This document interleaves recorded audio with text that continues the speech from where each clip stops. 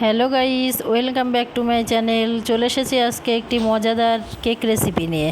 তো এই কেকটি বানানোর জন্য এখানে রয়েছে 7 প্যাকেট হ্যাপি হ্যাপি বিস্কুট, আর আধা বাটি দুধ, এক ছোটো বাটির 1 বাটি চিনি, আর আছে সাদা তেল 1 বাটি, আর আছে বেকিং পাউডার, আর এখানে রয়েছে ডেয়ারি মিল্ক।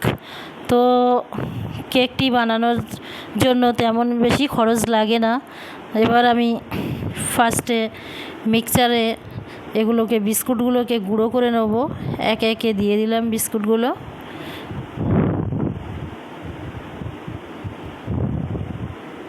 আর এই কেক রেসিপিটি বানানোর জন্য তেমন কোনো খরচ হয় না, মাত্র 50 টাকায় কেকটি রেডি হয়ে যাবে ঘরোয়া পদ্ধতিতে। কেকটি খেতে খুব দারুণও লাগে। এখানে দেখুন আমি বিস্কুটগুলোকে গুঁড়ো করে নিয়েছি।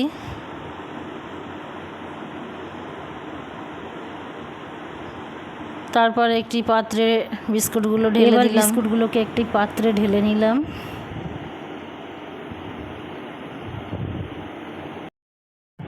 তো দেখুন এখানে আমি ফার্স্টে চিনিগুলোকেও আমি মিক্সচারে গুঁড়ো করে নিয়েছি। তো চিনি মিক্সড করে দিলাম।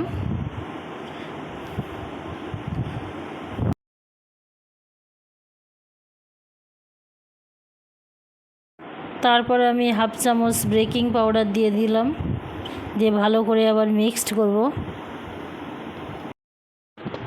তারপর দেখুন এখানে আমি সাদা তেল দিয়ে দিয়েছি 1 চামচ, দিয়ে ভালো করে মিক্সড করে নিচ্ছি।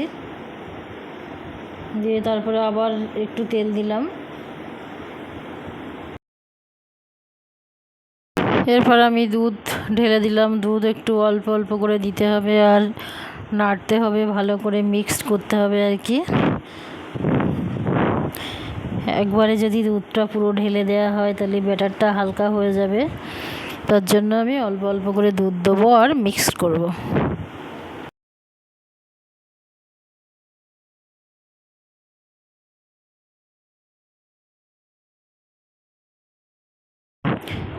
এবার আমি এখানে অল্প অল্প করে মিক্সড করছি, আর দুধ ঢালছি অল্প অল্প করে,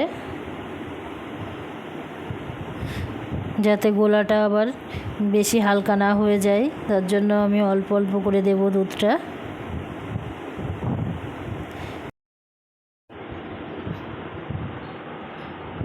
তারপরে আবার একটু দুধ দিলাম, দিয়ে ভালো করে মিক্স করলাম।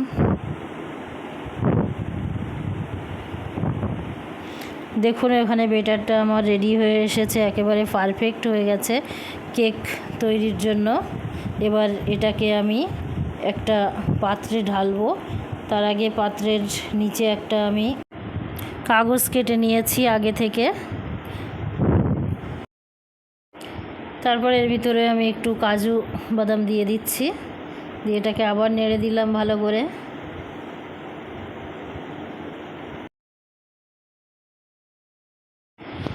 ব্যাটারটা দেখুন এখানে একেবারে তৈরি হয়ে গেছে।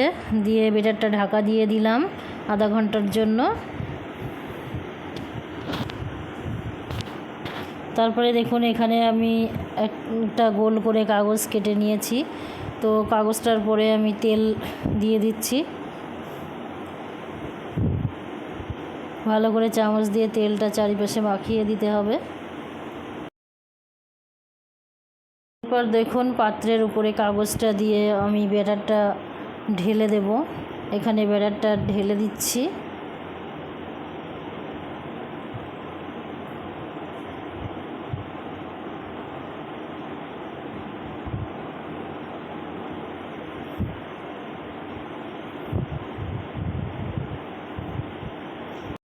দেখুন এবার আমি একটি ননস্টিকের কড়ার উপরে বাটিটা বসিয়ে দিলাম, দিয়ে ঢাকনা দিয়ে দিয়েছি।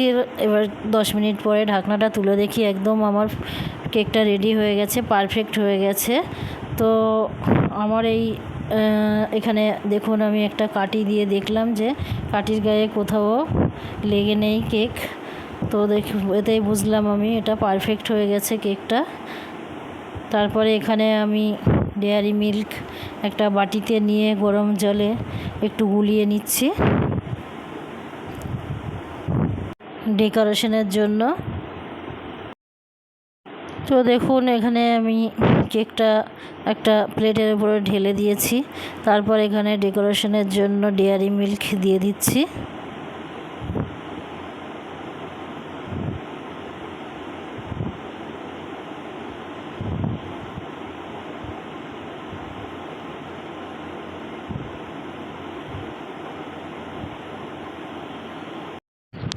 এরপর আমি একটু বিস্কুট গুঁড়ো দিয়ে দিচ্ছি কেকের উপর দিয়ে।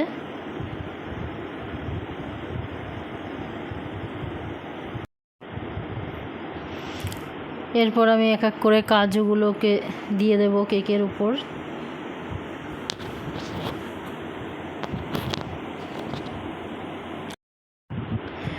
তো আমার এই কেক রেসিপি যদি ভালো লেগে থাকে তাহলে লাইক কমেন্ট শেয়ার করবেন, আর এই চ্যানেলে নতুন হয়ে থাকলে চ্যানেলটি সাবস্ক্রাইব করবেন। Tata bye bye.